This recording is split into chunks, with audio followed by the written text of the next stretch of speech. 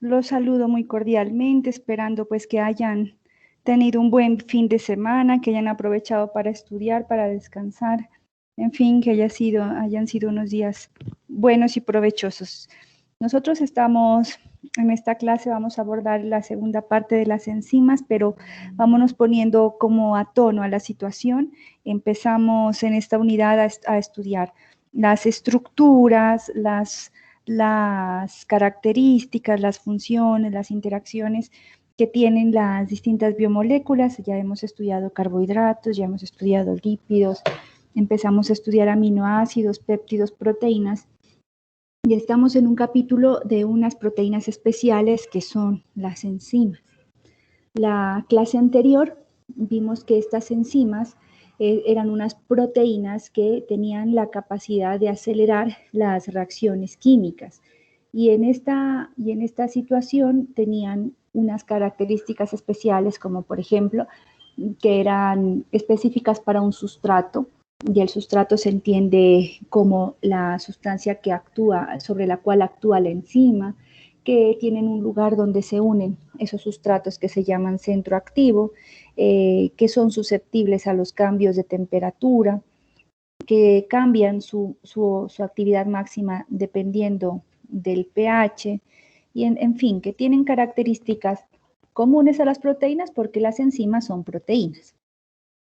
Y habíamos visto que además algunas enzimas tienen un lugar que puede activar o inactivar su actividad, que es un sitio diferente al centro activo, que se llama el sitio alostérico. Entonces, esas enzimas, sobre todo las metabólicas, las que actúan en nuestro metabolismo, son alostéricas. Pero en esta cuestión de las enzimas también existen otras que no son alostéricas y que tienen un comportamiento distinto. Las alostéricas, por ejemplo, no seguían la curva de Michaelis-Menten, y las que vamos a ver hoy sí. Entonces, hoy vamos a ver el tipo de regulación no alostérica, que se conoce como también la activación isostérica. Entonces, repito, en el tipo de regulación isostérica, el inhibidor no actúa sobre el centro, no actúa sobre un sitio alostérico, sino directamente sobre el centro activo. Entonces, el comportamiento en estas reacciones de la enzima va a ser similar al que venimos viendo, al de Michaelis-Menten, simplemente que pueden haber algunas modificaciones, por ejemplo, que se achate un poco la curva o que se consiga la curva en la velocidad máxima, pero cambiando otros parámetros, etc. Entonces, en este tipo de regulación isostérica yo puedo tener dos procesos. Un proceso de inhibición irreversible o un proceso de inhibición reversible. En el primero, la enzima va a ser modificada de tal manera que se altere su estructura química. Entonces la enzima ya va a tener una modificación que no va a poder revertir, y por lo tanto la enzima ya, aunque el inhibidor la abandone, ya no va a poder actuar catalizando reacciones. Entonces se hace un cambio, se inhibe irreversiblemente porque se modifica la enzima y por lo tanto pues no se va a poder seguir utilizando. Y por otro lado, la inhibición reversible tiene lugar cuando la inhibición no es permanente, sino que puede de alguna manera pues quitarse el efecto inhibidor, es decir, disminuir la inhibición o incluso anularla totalmente, dependiendo de los procesos que ocurran en el interior de la célula para que esta reacción se revierta. Vamos a ver ejemplos de cada una de ellas para que los entendamos. Miren, en el primero que vamos a ver es un tipo de inhibición irreversible. Algunas enzimas, sobre todo las enzimas digestivas, las que digieren proteínas, van a estar en un estado inactivo. Entonces esas enzimas van a estar, ese estado inactivo se llama una proenzima o un zimógeno. Entonces yo no sé si ustedes alguna vez hayan utilizado un cuchillo muy filudo. Generalmente si esto supongamos que fuese un cuchillo y esta es la hoja del cuchillo, bien filudo, bien filudo. Y cuando uno tiene ese tipo de cuchillos en la casa, uno los guarda con una vainita. Entonces, el cuchillo puede cortar, pero si usted tiene la vaina es una protectora. Así es estas enzimas. Ellas pueden cortar enlaces, pero tienen unos aminoácidos que actúan como un estuchito que les impide estar cortando a todas las proteínas de los tejidos. Entonces, ese estuchito son unos aminoácidos que no tienen actividad biológica. En este tipo de reacción enzimática, miren, tenemos aquí un efecto de un simógeno. Este tripsinógeno es un simógeno, es decir, una proenzima, una enzima inactiva. Y es inactiva porque tiene aquí un hexapéptido, es decir, una cadena córtica de aminoácidos que le impide empezar a actuar. En este tipo de reacciones lo que ocurre es, por ejemplo, que una enzima que se llama enteroquinasa lo que va a hacer es romper por aquí el tripsinógeno y va a liberar una enzima activa que es la tripsina. Esta reacción es irreversible porque la tripsina después no puede recuperar y se le puede volver a pegar su hexapéptido para quedar inactiva. Esa tripsina se libera, cumple su función y una vez que cumple su función se degrada, es decir, ya queda químicamente modificada, queda químicamente de una manera, de una estructura distinta que le permite en este caso cumplir la función, pero ya no va a poder volver atrás, es decir, la tripsina, que es una enzima, se va a ver modificada. Otro, por ejemplo, son algunos compuestos organofosforados, que son los principios activos de sustancias muy tóxicas, como los insecticidas, los plaguicidas, etc. Entonces, estos actúan sobre la serina, un aminoácido de las enzimas, y las atrapa. Entonces, miren, por ejemplo, en este caso, este que les estoy señalando sería el compuesto organofosforado, aquí está el fósforo, y aquí sería el aminoácido de serina. Entonces, la serina se une a esta parte y las enzimas, como por ejemplo la acetilcolinesterasa, que es una enzima que va a facilitar la transmisión de los impulsos nerviosos, es como que queda unida a estos compuestos organofosforados que inhiben la función de la enzima. Si la enzima lo que tenía como propuesta, digamos, como tarea en la célula, es transmitir los impulsos nerviosos, entonces lo que ocurre es que esta les va a impedir transmitir los impulsos nerviosos y hay parálisis incluso y cesan algunas actividades básicas, se puede deprimir incluso los centros de control respiratorio y la persona puede morir incluso asfixiada porque está paralizada, no puede respirar. Entonces, ustedes habrán visto cuando en el campo se hacen estas tareas, las personas encargadas de las fumigaciones tienen que estar extremadamente protegidas porque esta sustancia incluso puede ingresar a través de la piel y los efectos son extremadamente tóxicos, es decir, pueden provocar incluso la muerte de una persona. Bueno,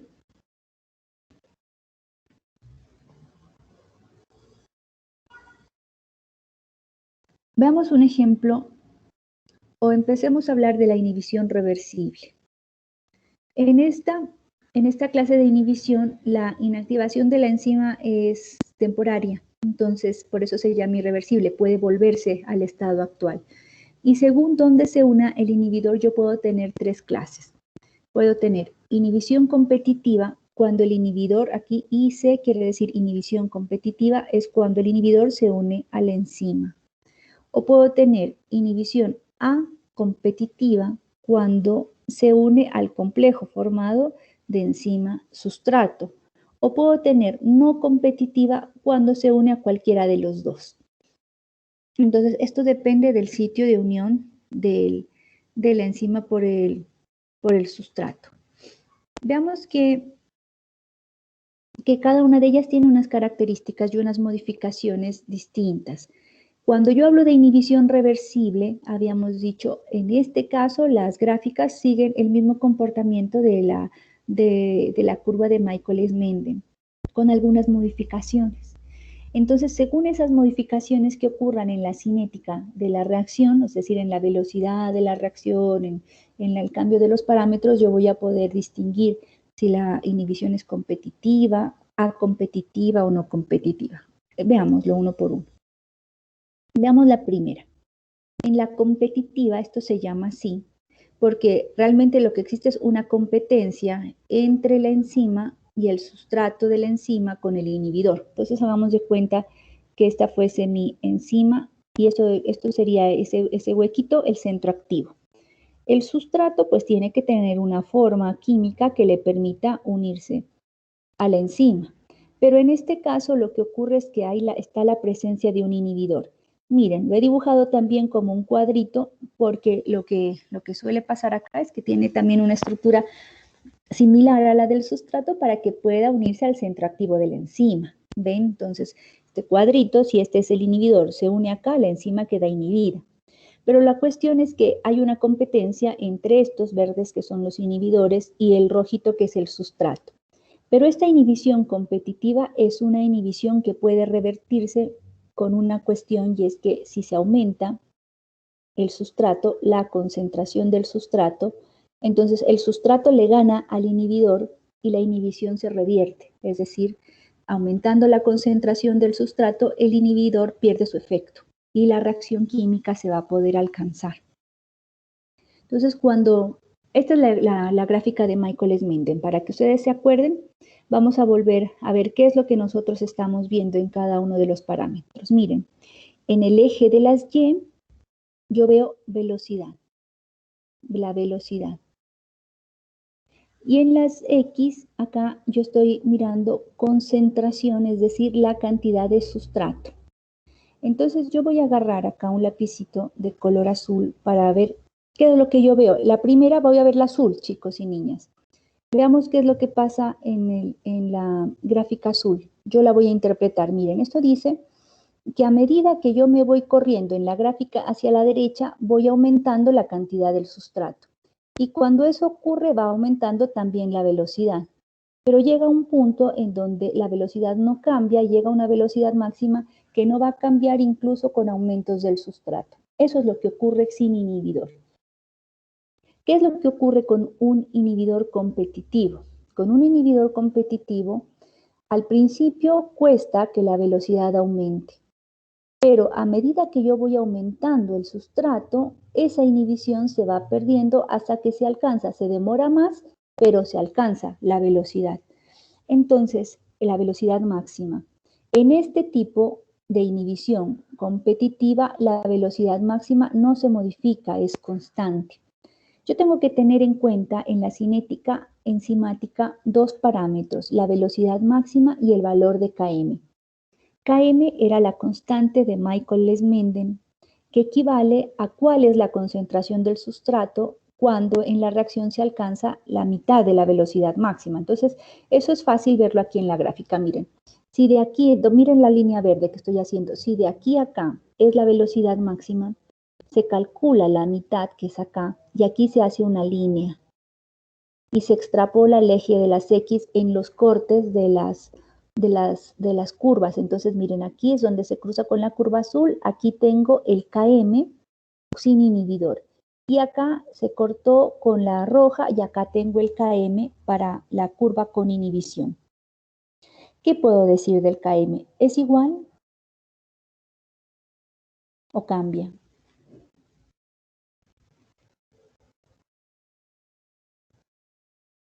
El KM Cambia, profe. Cambia, aumenta o disminuye. Aumenta. Aumenta. Entonces, miren, el Km aumenta. ¿Qué quiere decir que el Km aumenta? Que la afinidad también cambió. La enzima es menos afín, porque entre más grande sea el Km, la afinidad es distinta. Pero a la hora de la verdad se alcanzó la velocidad máxima. Profe, Eso mismo, sí, ¿me dice alguna pregunta? Sí, profe, esto traduciría como que la enzima de algún momento como que es más lenta o su proceso enzimático es más lento o algo así. Sí, ¿cuándo sería más lento? Mire la gráfica y usted responda. Cuando ¿Cuándo empieza o cuando va terminando? Cuando ya no hay sustrato sobre el cual aferrarse, supongo. O sea, digamos, la concentración del sustrato va a seguir aumentando, pero la velocidad se va a seguir estabilizando. O sea, lo que yo pienso es que ya va a haber un momento en el que la enzima ya cumple como su papel de acción y la concentración del sustrato va a superar a la acción de la enzima.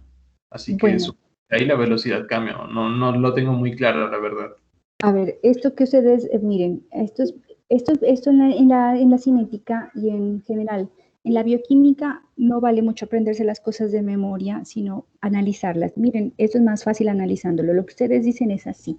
Hay una parte de la reacción donde es más lenta. ¿Cuándo es uno más lento? Cuando tiene menor velocidad.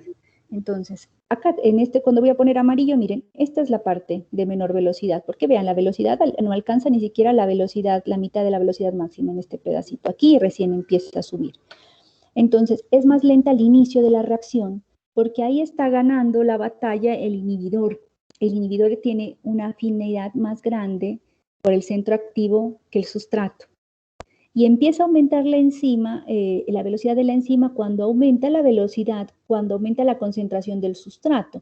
Entonces quiere decir que a partir de aquí el sustrato le empieza a ganar la batalla al inhibidor y entonces empieza a aumentar la velocidad hasta que finalmente ocurre que se empatan las dos velocidades máximas. Ahora sí lo que dice alguien, ¿se puede que el sustrato supere? La cuestión es que cuando usted sigue aumentando el sustrato, es como cuando uno le quieren dar de comer más y uno está lleno. Puede ser que la comida a uno le encante, pero llega un punto en donde se dice, no, ya estoy lleno, ya no quiero más. Entonces uno es como que se saturó, eso le ocurre a la enzima, le dicen, coma más sustrato, y dice, no, ya está, mi centro activo está lleno, no quiero más. Y ahí ocurre la velocidad máxima. Entonces, esto en este tipo de inhibición, miren que la velocidad se ralentiza, es decir, se hace lenta al principio, pero puede alcanzar los niveles máximos siempre y cuando que el sustrato aumente en la concentración. ¿Sí? ¿Está claro para todos? Sí, profe. Sí, Bueno, profe. bueno, esta hay otra manera de graficar esto mismo que se lo inventaron otros señores. Esto, lo que está a la izquierda, se lo inventaron dos científicos, un hombre y una mujer. Michael Menten, estos son los apellidos de los dos científicos. La que está a la derecha se la inventaron otros señores que dijeron es más fácil ver qué es lo que ocurre y comparar rectas que comparar esa curva. Esta se llama, la que está a la derecha, la gráfica de dobles recíprocos, que también la vimos la clase pasada. Entonces, el recíproco de un número es, si yo acá tengo 10, acá voy a tener 1 sobre 10. Si yo tengo acá 5, acá voy a graficar 1 sobre 5. Si yo acá tengo velocidad, acá voy a graficar 1 sobre velocidad. ¿Ven que este es el eje de las Y? Y si yo acá tengo sustrato, acá estoy graficando 1 sobre sustrato. Por eso se llaman recíprocos. En esta gráfica, entonces, Y es el recíproco, 1 sobre la velocidad, el recíproco de la velocidad, y X es el recíproco de la concentración del sustrato. Este punto donde las rectas se cortan en Y es la velocidad máxima. Uy, me pasé. La velocidad máxima. Y donde se cortan en X, estos indican los valores de Km. Entonces vean lo que ocurre. La gráfica, la recta que está acá en azul, es la recta sin inhibidor. Entonces tiene un valor de Km y acá se cruza en un valor de velocidad máxima, sin esta lineecita. Ahora sí, la misma gráfica con inhibidor, ¿qué es lo que tiene en común? Dice que la velocidad máxima es constante, que esta no cambia. Entonces la recta con inhibidor va a tener que cruzarse en el mismo punto en Y, es decir, donde coincide la velocidad máxima.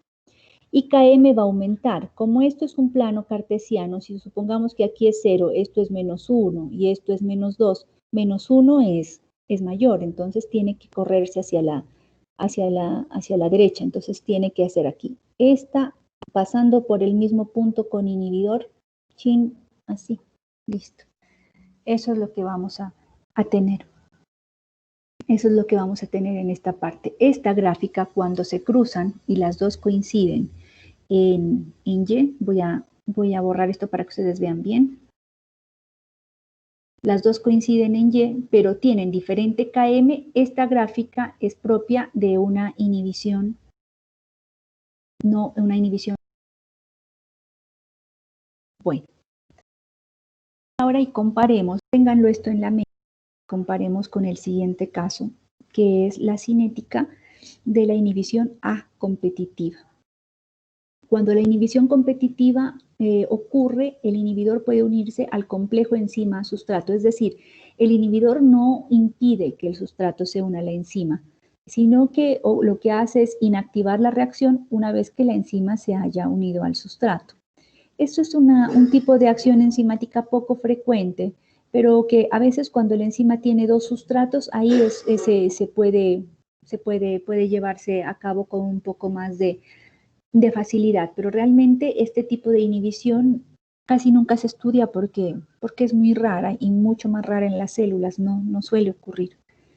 Entonces, veamos las gráficas. Acá nuevamente tengo con inhibidor, es la gráfica en azul. Lo mismo que hemos visto anteriormente, a medida que el sustrato aumenta, esta también va a aumentar la concentración hasta que alcanza una velocidad máxima. Ojo, acá nos aparece la velocidad máxima acá arriba, pero quiere decir porque tal vez esta gráfica, esta curva sigue hasta que alcanza la velocidad máxima, solamente que aquí está recortada la gráfica y no se ve. Entonces, me pasé otra vez. Entonces, esa sería hasta acá arriba está dada la velocidad máxima. ¿Qué ocurre en la inhibición A competitiva?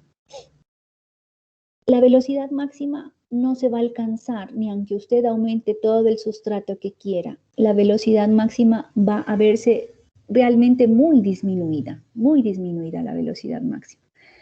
Entonces yo aquí lo que voy a hacer es ver lo siguiente. Yo voy a tener dos velocidades máximas. Las voy a marcar con dos colores distintos para que ustedes vean. Esta es la velocidad máxima que alcanzaría la curva sin inhibición. Y más o menos por aquí tendría que estar la velocidad máxima de la curva con el inhibidor. Un parámetro importante que yo debo tener en cuenta en la cinética enzimática es el Km, la constante de Michaelis-Menten, y esta se calcula mirando la mitad de la velocidad máxima. Veamos la primera, la mitad de esto, de aquí hasta acá, por aquí. Entonces yo voy a tener este Km. Y con la curva disminuida la velocidad lo voy a poner en verde. Entonces, si hasta aquí era el máximo, más o menos por aquí es la mitad, entonces le voy a poner acá. ¿Qué cambia en esta inhibición A competitiva? La velocidad, el Km, ¿qué cambia? Las dos. La velocidad es la que cambia. La velocidad disminuye, sí. Miren, la velocidad, tengo una y otra. La velocidad disminuye. ¿Y el Km? ¿Tengo un solo Km? No. El Km también cambia. Miren, este era el original, el de color morado. Y el Km modificado es el verde. Entonces el Km también cambia y también disminuye. Entonces, eso tengan en cuenta, que en esta gráfica de la inhibición A competitiva me doy cuenta que disminuyen los dos parámetros, la velocidad y el Km. Cuando yo esto lo represento en la gráfica de dobles recíprocos, entonces yo voy a tener una curva con inhibidor y una curva sin inhibidor que no se cortan porque ninguna de las dos coincide. No coinciden ni las velocidades ni los Km. Entonces voy a tener dos rectas paralelas para identificar este tipo de inhibición. En el anterior, ¿cómo eran? Me voy a regresar para que ustedes vean. Miren, se cortaban en Y las gráficas. Y vean acá. No se cortan. Son dos rectas que corren de forma paralela porque no coinciden en ellas ninguno de los dos parámetros. Con el inhibidor, los dos parámetros disminuyen, la velocidad y el Km. Y ojo, miren que la curva con el inhibidor está arriba, porque como este es el recíproco, en el Y, a medida que usted avanza, este número de acá le va a dar un valor de velocidad más bajito que el de acá. Entonces, ¿por qué es el recíproco? Acuérdense que es 1 sobre B. Si usted tiene 1 sobre 10 o tiene 1 sobre 5, 1 sobre 5 es mayor. Entonces, miren, es como si usted tuviera aquí 1 sobre 5 y acá tuviera 1 sobre 10. Entonces va aumentando para abajo y la velocidad, perdón, va aumentando hacia abajo y va disminuyendo hacia arriba. Y en el eje de las X depende. De aquí hacia acá, o sea, en esta dirección del 0 a positivo, así usted disminuiría. Y en este caso disminuye hacia allá porque es del 0 a los números negativos. Entonces pónganle número, ¿no? Es como si tuviera usted esto. Quiero lápiz. Es como si usted tuviera aquí menos 1, menos 2, menos 3. Así está disminuyendo porque el menos 3 es menor que el menos 1. Y si usted tiene acá 1, 2, 3, bueno, entonces se va a ir acercando a los valores que corresponden pues a un número menor. Veamos la siguiente, y con esto comparamos las tres después. En la no competitiva, acá el inhibidor se va a fijar a la enzima o puede también unirse al complejo enzima-sustrato. Puede ocurrir cualquiera de las dos. O sea, a veces en este mismo inhibidor puede que no en este inhibidor puede dejar que la enzima se una al sustrato, pero de todas maneras acá va a haber una inhibición de la reacción enzimática. En este tipo de inhibición no importa que usted aumente la concentración del sustrato, acá usted no va a lograr revertir la acción del inhibidor. Entonces, miren, por ejemplo, yo tengo esta enzima, se llama la deshidrogenasa de gliceraldehído, esta, que cuando se une con esta sustancia yodoacetamida, que es lo que está en rojo, se inhibe. Es decir, ya no va a poder hacer la acción, aunque usted aumente por millones el sustrato. Esta también sigue la gráfica de Michaelis-Menten, pero veamos cuál es la singularidad. Miren, esta sería normal, la curva normal sin inhibidor. Va a alcanzar una velocidad máxima donde no importa que usted siga aumentando el sustrato, la velocidad no se va a modificar. Pero con ese inhibidor lo que se alcanzan son estas curvas. Más chiquita, miren, la roja. Entonces, la velocidad disminuye, pero si usted compara con el anterior gráfico, el comportamiento de la curva hace que tenga el mismo valor de Km, es decir, va a llegar a una velocidad, a la mitad de la velocidad máxima, donde el Km con inhibidor y sin inhibidor sea el mismo. Entonces aquí va a mantener un valor igual al Km con inhibidor y sin inhibidor. Entonces, si usted lo pone esto en la gráfica de los dobles recíprocos, usted va a ver que las dos rectas coinciden ¿en dónde? En el valor de Km. En el valor de Km. Entonces, las dos una tiene más velocidad que otra. O sea, la azul tiene mayor velocidad, por eso está acá abajo. La roja tiene menor velocidad, por eso está acá arriba. Y las dos coinciden en el valor de Km, que es distinto a lo que nosotros teníamos en la inhibición competitiva. Entonces, miren, voy a volver, aquí yo voy a insertar, disculpen un segundito, una diapo para que comparemos. Espérense un segundito. Acá.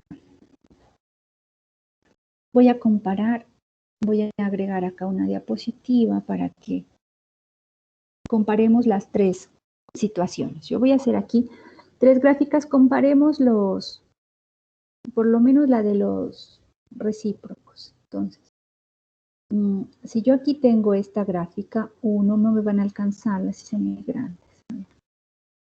¿Qué es esa raya roja? Le voy a poner, espérense un ratito, voy a tapar todo para que me dé un fondo que yo pueda trabajarlo todo.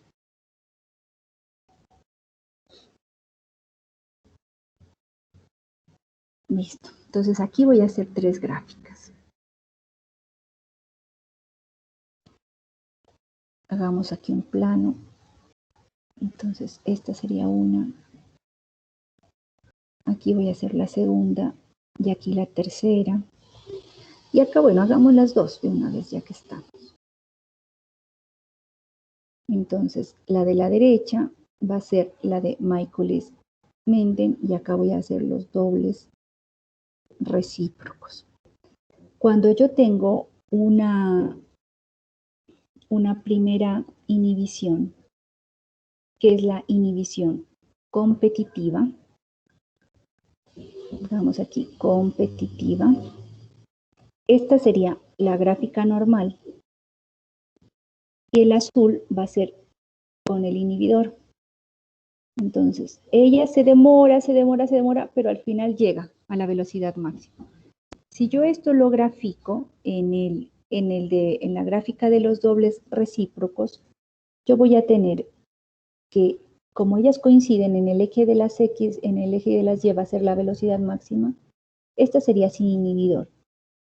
Y en el que tiene inhibidor tendría que pasar por este mismo punto, pero hacia arriba y un poquito más cerca del 0 porque es mayor. Entonces, miren, así. ¿Qué ocurre? Acá pongámosle en los dos parámetros, en el centro para las dos. Velocidad máxima igual. Y Km aumenta. Yo aquí lo veo, miren, esta sería Km. Este sería Km1 y acá tengo Km2. Aumenta. Eso sería en la competitiva. Si yo veo en la inhibición A competitiva, que sería la segunda que vamos a hacer acá, A competitiva. Entonces, supongamos que esta sea la curva normal. En la competitiva, la velocidad va a disminuir. Disminuye. Entonces, Km, y veamos el valor de Km. Entonces, acá yo tendría un valor, si esta sería la máxima, por aquí tendría yo Km, y en esta el valor de Km sería K. Entonces, miren, este sería Km1 y el de acá sería Km2. Acá ocurre que la velocidad máxima disminuye. Y Km también disminuye. Yo lo voy a graficar y entonces voy a encontrar que este sería sin inhibidor y con inhibidor, como no coincide nada, va a correr una recta paralela. Entonces, esto es con inhibidor. Y acá también el rojo era con inhibidor. Y en la última, que es la inhibición no competitiva, hagamos de cuenta que esta es la curva normal. Acá también la velocidad va a disminuirse, pero disminuye de tal forma que va a coincidir, no puedo dibujarlo yo bien. Por eso vean las gráficas que les muestro. En estas lo que va a hacer es que la velocidad máxima disminuye. Pero en las dos gráficas Km coincide, es decir, esta permanece igual. Entonces, en la gráfica de los recíprocos yo voy a encontrar que si esta es la gráfica sin inhibición, la gráfica con inhibidor tiene que coincidir es acá en X, porque dice que Km es igual. Y acuérdense que acá en X tengo los valores de Km. Entonces, lo que voy a encontrar es esto así, pegados aquí en este X. Entonces, este será con inhibidor.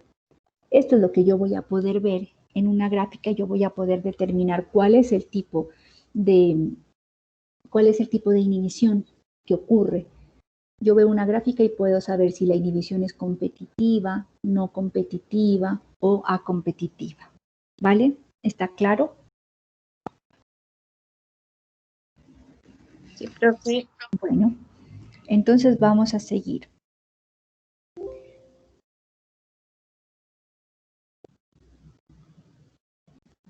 Ay, solo tendría que haber hecho más grande. Bueno. Vamos a seguir con lo siguiente, y es que nosotros tenemos también otro tipo de inhibiciones, una inhibición mixta. Un ejemplo de inhibición mixta suelen ser los sustratos suicidas. El sustrato suicida quiere decir, por ejemplo, que la enzima se une con un inhibidor y forma este complejo, enzima inhibidor.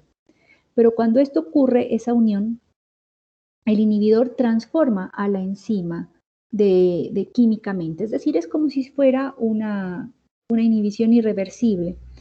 Pero así, a su vez, el inhibidor también es transformado por él mismo. Entonces, vean, transforma a la enzima y también se transforma el inhibidor, de tal manera que ese inhibidor ya queda transformado y no va a poder actuar en otro tipo de reacción química. Por eso se llama suicida, porque él mismo provoca la modificación para que ese inhibidor no sirva. ¿Sí? Entonces, tengo un inhibidor I que él modifica la enzima para que ésta no tenga acción, pero que también se modifica a él mismo. Entonces, no solamente queda inhibida la enzima, sino que también el inhibidor queda inservible, él mismo se modificó. Por eso se llama así, suicida, el proceso.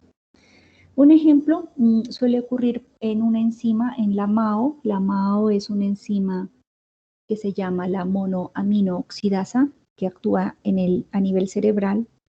Y esta enzima es la encargada de que la noradrenalina se convierta en esta sustancia de acá, de dihidroxifenilglicol. Bueno, resulta que esta sustancia, la noradrenalina, es un neurotransmisor, es decir, es una sustancia que modifica incluso mucho de nuestros comportamientos.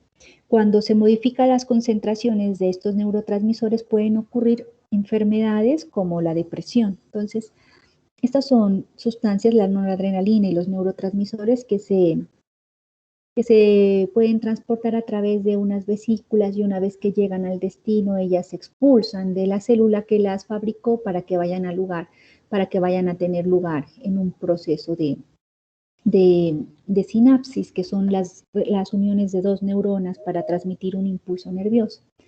Resulta que se ha encontrado que en personas que tienen, por ejemplo, depresiones fuertes, depresiones profundas, la acción de la MAO es muy activa. Entonces, mucha noradrenalina se convierte en dihidroxifenilglicol y eso causa también que haya ese estado de depresión profunda en una persona.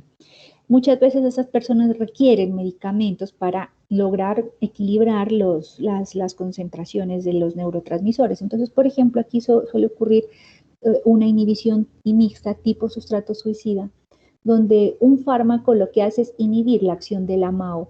Entonces la noradrenalina no se convierte en dihidroxifenilglicol, sino que sigue siendo noradrenalina y eso equilibra los niveles de este neurotransmisor que suelen estar bajitos en personas con depresión.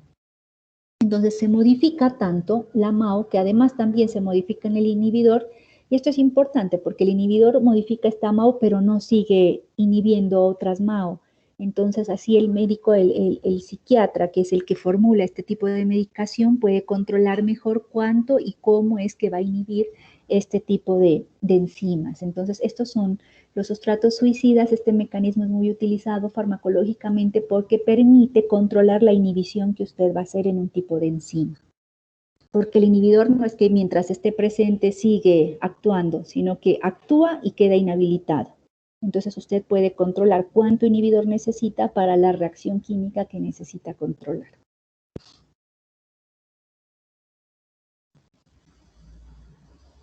Bueno, y hablando de esto mismo, yo tengo un ejemplo importante que son las isoenzimas. Las isoenzimas son unas enzimas que catalizan la misma reacción química, es decir, que realizan la misma función. Por ejemplo, supongamos que A se convierte en B. Esta reacción puede utilizarse, por ejemplo, puede ocurrir en el músculo, puede ocurrir en el cerebro, puede ocurrir en los huesos. Y entonces aquí voy a tener una enzima que cataliza esta reacción en el músculo, otra enzima que lo haga en el cerebro, otra que lo haga en los huesos. Esas son isoenzimas. Son enzimas que catalizan la misma reacción, aunque varíe su ubicación en diferentes tejidos o incluso en la célula. Pueden ocurrir que están en diferentes localizaciones subcelulares. Por ejemplo, pueden hacer la misma reacción en la mitocondria o la hacen en el citoplasma. Entonces son isoenzimas. Las enzimas que hacen la misma reacción, pero lo hacen en lugares distintos. ¿Preguntas por ahí?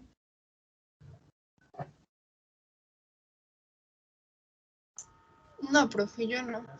¿No? Entonces, veamos un ejemplo. Miren, esta reacción es muy común en las células. Resulta que el piruvato, lo vamos a ver más adelante, es una sustancia que se deriva de la glucosa. Cuando nosotros consumimos alimentos, habíamos dicho, en paquetes de glucosa, la glucosa ingresa a la célula, la glucosa tiene 6 carbonos y se parte en 2 moléculas de 3 carbonos que son piruvatos, es decir, una glucosa da origen a 2 piruvatos. Si hay oxígeno, este piruvato se va al ciclo de Krebs para hacer energía, pero si hay poco oxígeno, el piruvato se convierte en otra sustancia que se llama lactato. Y la enzima que hace este cambio, este proceso se llama lactato deshidrogenasa. Bueno, ¿cuál es la característica de un tejido o de una célula para que ocurra la formación de la conversión de piruvato en lactato? Las condiciones de anoxia, es decir, bajas en oxígeno. Y esto puede ser un proceso normal en un músculo porque, por ejemplo, cuando yo hago mucho ejercicio me quedo sin oxígeno en el músculo y entonces se forma lactato. Por eso cuando uno hace un ejercicio muy grande le duele todo al otro día porque los músculos están llenos de ácido láctico, de lactato. Pero si esto ocurre, una baja de concentración de oxígeno en otros músculos, en otros tejidos como en el miocardio o en el cerebro, yo puedo tener esa hipoxia, causarme un infarto de miocardio o puede también ser un infarto cerebral.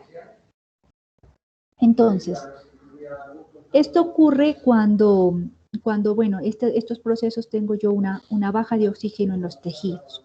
Y eso se puede aprovechar para hacer un diagnóstico de diferentes patologías. Por ejemplo, esta enzima, la lactato deshidrogenasa, tiene 5 isoenzimas. ¿Ven? La 1, la 2, la 3, la 4, la 5. Y acá están los tejidos donde están presentes. Por ejemplo, la LD1, esta es una enzima compleja que tiene una estructura cuaternaria tetramérica, quiere decir que tiene 4 subunidades. Y se combinan 2 tipos de cadenas, las cadenas M y las cadenas H. Depende de la proporción de una y otra, da lugar a las 5 isoenzimas. Por ejemplo, miren, la 1 tiene 4 cadenas H, la 2 tiene 3 H's, una M, la 3 tiene 2 M, 2 H, la 4 tiene una M, una H, 3 M y la 5 tiene todas M. Y entonces están expresadas o digamos presentes en diferentes lugares.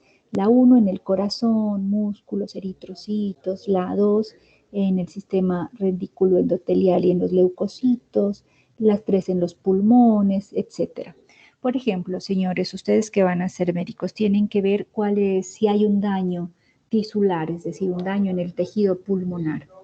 ¿Cuál de esas 5 isoenzimas ustedes escogerían? La LDH3. Muy bien, la 3, porque esa se expresa en los pulmones. Si van a hacer un diagnóstico de infarto de miocardio, ¿dónde les parece que es más importante medirla? ¿Cuál de ellas? La LDH. La 1, claro, que está aquí en el corazón. Yo tengo que ver el páncreas, cómo está, ¿cuál miden? La 4, profe. La 4, y si veo el hígado. La 5. La 5. Entonces vean que las isoenzimas son muy importantes porque me permiten una gran versatilidad en el diagnóstico, es decir, ser más específico en el diagnóstico. Generalmente se miden todas las isoenzimas y yo veo cuál está variando y entonces con eso se puede determinar un patrón que está asociado a diferentes patologías. Bueno, veamos algunas características de estas isoenzimas. Como estas están compuestas por 2 cadenas, habíamos dicho M y H. Miren, la subcadena, la M tiene un valor de Km más baja para el piruvato, quiere decir que es más alta, y alcanza en su cinética velocidades más altas. Entonces, esta está presente en tejido especializado en el uso aeróbico de la glucosa con alta formación de lactato. Entonces me voy a regresar. ¿Cuál tiene más M en estos? El hígado, el músculo, los riñones, ¿no? Y veamos la H. La H es menos afín porque Km va a ser más alta, entonces alcanza pequeñas velocidades y se emplea en rutas anaeróbicas solamente en emergencia, es decir, está presente en el miocardio. Y la M va a estar más presente en los músculos porque ahí se voy a necesitar mayor glucosa, mayor energía para hacer las reacciones de contracción muscular. Entonces, esto nos abre un abanico de posibilidades que ustedes lo van a desarrollar en su taller para ver cuáles son esas aplicaciones de las enzimas en el diagnóstico clínico. Los médicos miden diferentes niveles de enzimas o miden diferentes enzimas para hacer el diagnóstico y también para seguir la evolución de su paciente en una enfermedad. Porque estas enzimas, como van a catalizar reacciones metabólicas, usted puede ver si esa reacción está ocurriendo bien o mal midiendo los niveles de enzimas. Se pueden aumentar o se pueden disminuir. Generalmente se aumentan. Entonces, miren acá, por ejemplo. Estas enzimas tienen diferentes grupos. Por ejemplo, el grupo de las aminotransferasas, ahí se miden dos. La primera es la aspartato aminotransferasa, que se mide para diagnosticar infarto de miocardio. O, por ejemplo, la alanina aminotransferasa, que sus aumentos indican que hay presencia de hepatitis viral. Las concentraciones de amilasas y lipasas se miden para ver cuál es el comportamiento del páncreas, a ver si hay pancreatitis. La creatinoquinasa, la CPK, se miden trastornos musculares y también infarto de miocardio. Se mide, por ejemplo, para ver si hay un desgarro muscular, etcétera, o si hay infarto. La gamma-glutamil transpeptidasa es una enzima que permite identificar enfermedades hepáticas asociadas al alcoholismo, es decir, cirrosis. La que hemos visto ahora, la lactato deshidrogenasa, infarto de miocardio. La fosfatasa ácida se mide para determinar la presencia de metástasis en carcinoma prostático. Y la fosfatasa alcalina, que tiene varias isoenzimas, se mide para, por ejemplo, diagnosticar trastornos óseos, enfermedades hepáticas, etcétera, depende de cuál sea la isoenzima que se vaya a medir. Entonces, parte de la actividad que tenemos el taller es leer un documento donde se describen estas enzimas para el uso del diagnóstico clínico para que ustedes vean cómo se miden y cuáles se miden para diagnosticar diferentes patologías. Entonces, para ir terminando este tema, recordemos que la actividad de las enzimas lo que hace es catalizar, modificando, aumentando las velocidades de las reacciones. Que las enzimas son muy específicas porque actúan sobre su sustrato y además son muy eficaces porque pequeñas concentraciones provocan grandes aumentos en esa velocidad de reacción. Que los médicos utilizan la medición de las enzimas para diagnosticar enfermedades, también para hacer un pronóstico en sus pacientes y para seguir la evolución de las distintas enfermedades. Y que estas enzimas se codifican a partir de la información de los genes, porque las enzimas son proteínas y las proteínas se sintetizan a partir de la información que está en nuestro ADN.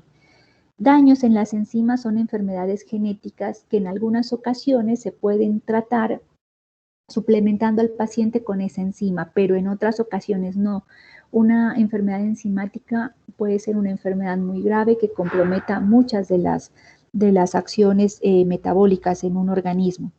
Hay una alternativa para su tratamiento que es la terapia génica. En esa consiste en introducir al individuo un gen sano para que éste produzca la proteína que está actuando o bien sea actuando mal porque está mal codificada, mal plegada, que ha sido mutada o porque está en pequeñas proporciones, en concentraciones muy bajas.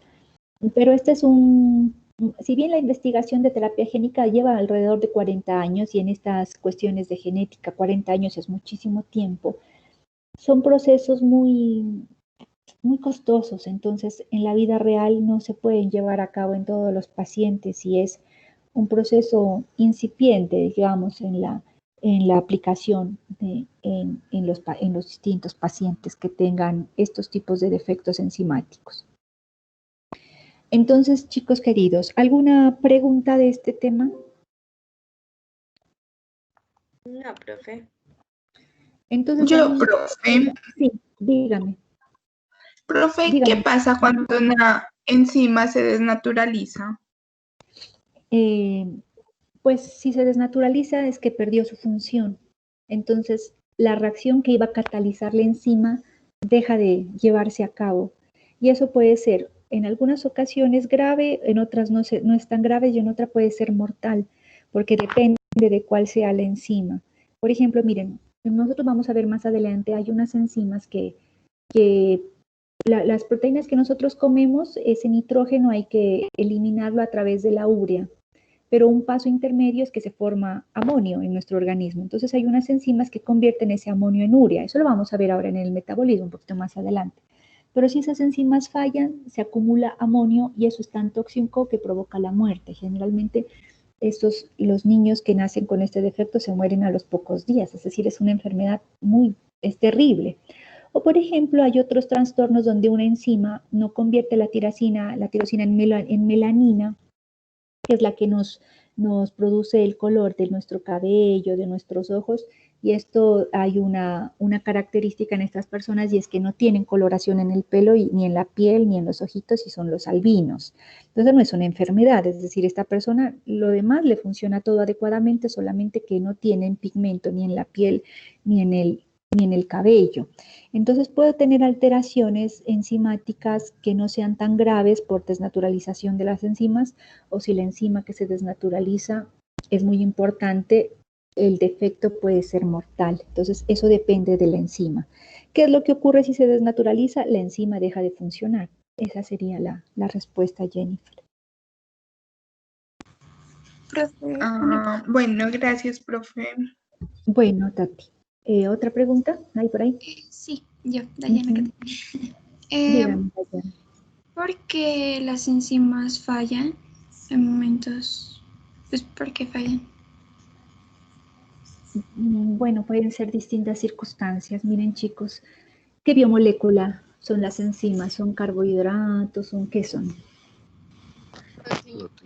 Proteínas. Entonces, todos los factores que modifican la acción de las proteínas pueden modificar la acción enzimática. Por ejemplo, aumentos de temperatura o, por ejemplo, cambios de pH. Vimos también en la clase anterior que las enzimas funcionan a un pH determinado. Si hay un cambio de pH, puede ser que ellas dejen de funcionar. O, por ejemplo, la concentración de determinadas sustancias, es decir, la interacción con algunos fármacos. Es decir, hay diferentes factores que hagan que las enzimas. Eso también puede estar asociado a un defecto genético. Como son proteínas, la información de esas enzimas está albergada en los genes. Si ocurrió una mutación o si yo heredé ese defecto de mis padres, entonces eso se va a ver reflejado en el comportamiento de las enzimas. Entonces, generalmente todo lo que modifica un comportamiento de una proteína, pues también puede modificar el comportamiento de las enzimas. Profe, gracias. Bueno, Dayana. ¿Otra pregunta? Profe, en el caso de los albinos que usted decía, ¿cómo se puede saber si un niño va a tener esa enfermedad o no? Bueno, el albinismo pues yo no estoy segura del albinismo.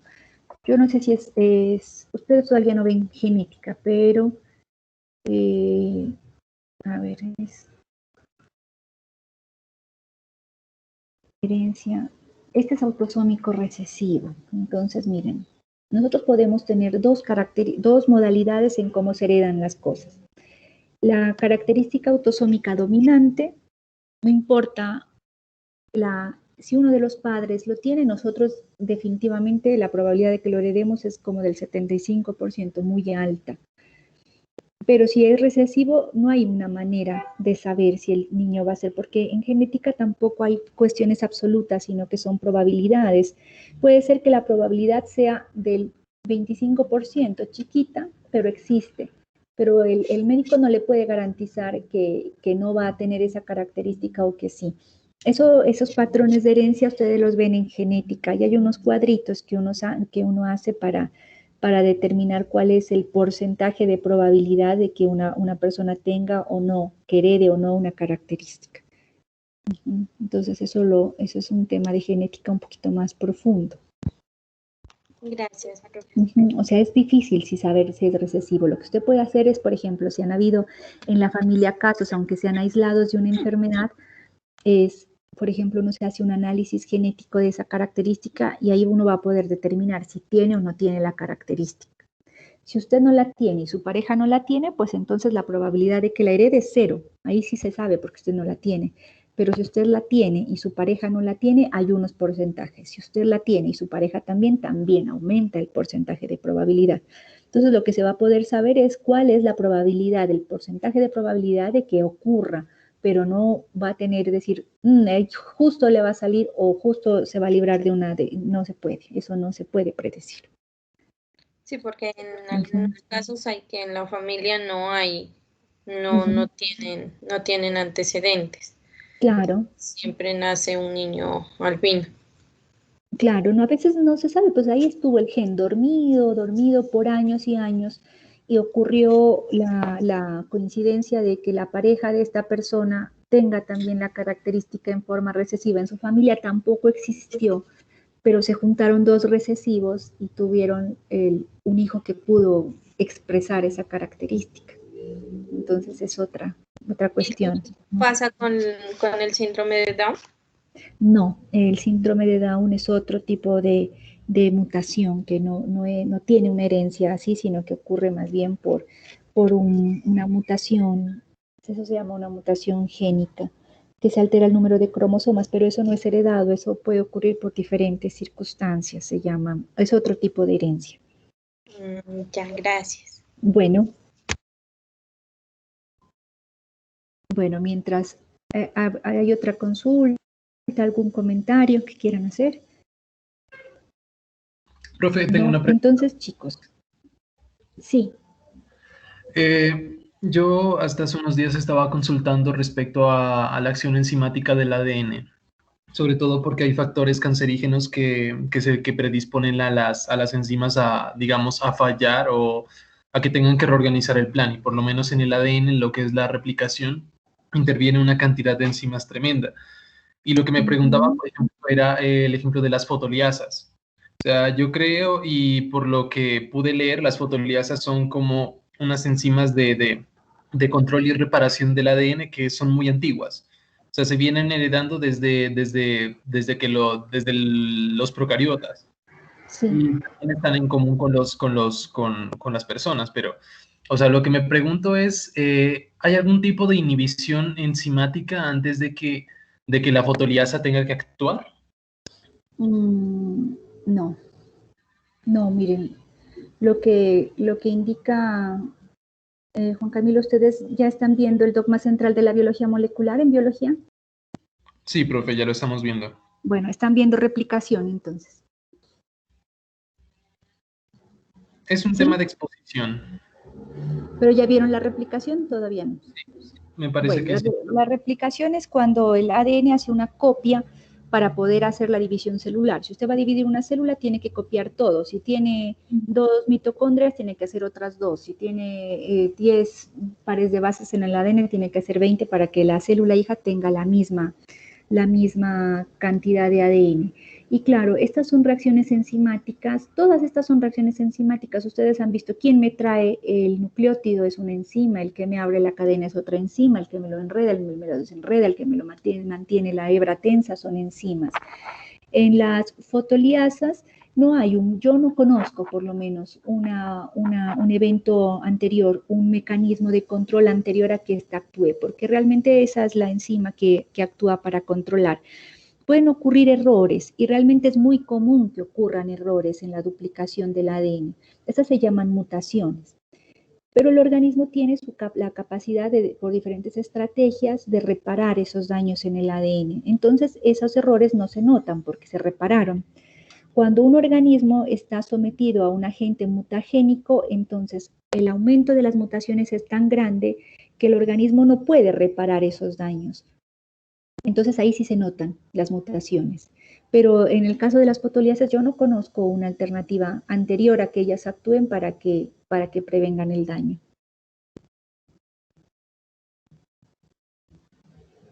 Bueno chicos queridos, veamos, yo ahora estoy compartiendo el taller, ¿sí lo ven todos? Sí, profe. Bueno, en esta primera parte nosotros tenemos una serie de reacciones químicas. Yo aquí esto sí quiero aclarar, yo les pido el tipo de enzima. Por ejemplo, usted me va a decir, les voy a avisar, Esta es una oxidorreductasa y en observaciones ustedes dicen por qué. Porque, por ejemplo, yo aquí veo que hay transferencia de hidrógenos, entonces quien hace esa reacción son oxidorreductasas. Pero yo no quiero que ustedes me expliquen aquí nombre y apellido, sino que vean cuál es el proceso y la clasifiquen en alguno de los 6 grupos, que es oxidorreductasa, transferasa, o es isomerasa, o es liasa, bueno, lo que sea, y me van a decir por qué en las observaciones. Después, en el segundo punto, yo tengo acá, cuando hablábamos de la gráfica de dobles recíprocos, yo tengo que esa obedece a la ecuación de la recta, que es y igual a x más b. Y ustedes acá tienen 3 ecuaciones. Entonces, si ustedes ven esto, el a, esto sería a. Y este 40 sería b. Y como aquí dicen que es cada una, es como si ustedes dijeran que km sobre b max en esta ecuación es 1, 2. Y que 1 sobre b max es igual a 40. Entonces, miren, ustedes de aquí despejan b max y tienen este valor de b max. Y después con ese valor lo despejan acá en km para que les dé el valor de km. En este punto ustedes tienen que hacer un cuadrito que digan en A, km es tanto y bm es tanto. Eso es lo que tienen que hacer A, B, C en este punto. Encontrar los valores de km y los valores de velocidad máxima. Por otro lado, esto ya lo hemos empezado a discutir. ¿Qué son las isoenzimas? Pero aquí lo importante es que ustedes encuentren unas 2 isoenzimas, que encuentren los valores de km de esas 2 isoenzimas y que las comparen, que me expliquen. En el cuarto punto ustedes tienen un texto, aquí está el link, pero también lo encuentran, está subido ya en las lecturas complementarias, que es un documento donde nos explican cuáles son las enzimas que se utilizan en aplicación clínica, en el diagnóstico. Entonces, el resultado de la lectura, ustedes tienen que hacer un mapa mental donde puedan explicar cuáles son las familias de enzimas que se estudian y cuáles son las patologías que se pueden diagnosticar con ese estudio. Y finalmente, miren, ustedes habían hecho acá el cuadrito en el punto 2. Esas ecuaciones que ustedes hicieron, ahora vamos a comparar. Yo les cuento, esta A es una cinética que está sin inhibidor y van a comparar A con B y A con C. El propósito de acá es que ustedes identifiquen cuál corresponde a un proceso de inhibidor competitivo y cuál a un proceso de inhibidor no competitivo, porque como cambian con respecto a los valores de Km o de B máxima, ustedes van a poder determinar, aquí cambia esto, y entonces esto es característico de una inhibición competitiva o al contrario. Y como ya saben, ya determinan cuál es el tipo de inhibición, pues entonces les pido que hagan las gráficas de cada una de ellas, ¿no? Que hagan cómo sería el comportamiento en una inhibición competitiva y una no competitiva, que es lo que hicimos en esta clase. Entonces, chicos, tienen 1 hora para trabajar. El jueves vamos a socializar. Pueden hacer en grupos como ustedes determinen, de 4, de 5 personas. Si hay un grupo de 6, no importa, porque este taller es justamente para discutir estos resultados. Si hay algún punto que no puedan hacer, anoten qué es lo que no pueden hacer, porque el propósito de la charla del jueves es que resolvamos dudas, preguntas, pero que ustedes lleguen al jueves con un avance en este taller. Estos talleres no son para calificar, son para ayudarles a estudiar, y así vamos de esta manera preparando el examen. Bueno, chicos y niñas, yo les agradezco su participación. Los invito a que vayan juiciosos a trabajar en el taller y que nos encontremos el próximo jueves a las 8 para que resolvamos preguntas, dudas y cerremos este capítulo de enzimas, ¿vale? Bueno, profe, gracias. Gracias a ustedes.